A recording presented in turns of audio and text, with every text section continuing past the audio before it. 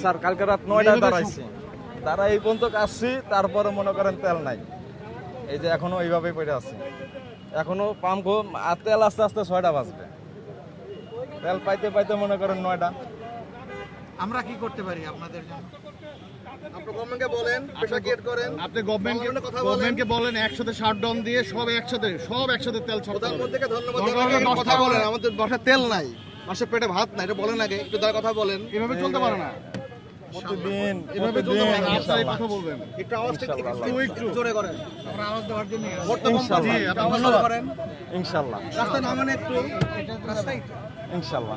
রাস্তায় আছে জি জি, হ্যাঁ অবশ্যই আমাদের সাথে আপনাদেরকেও নামতে হবে। অবশ্যই অবশ্যই সবাই মিলে নামবো, সবাই মিলে নামবো, হ্যাঁ। সবাই মিলে আমরা দুর্নীতি রোধ আছি, করবো আমরা ইনশাআল্লাহ। আমরা রাস্তায় আছি ইনশাআল্লাহ। ভালো থাকবেন। ইনশাআল্লাহ।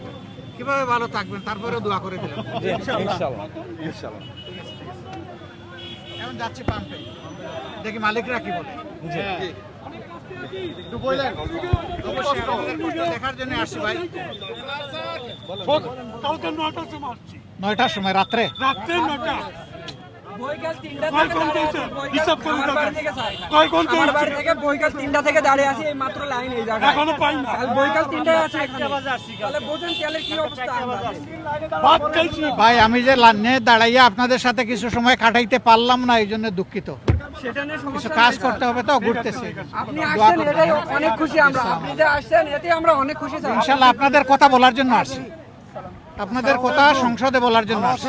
জি আলহামদুলিল্লাহ, আপনাদের কথা সংসদে বলার জন্যই আসছি। যে ইনশাল্লাহ যেটা সঠিক সত্য ইনশাআল্লাহ। ইনসাফের বাংলাদেশ আমরা চাই।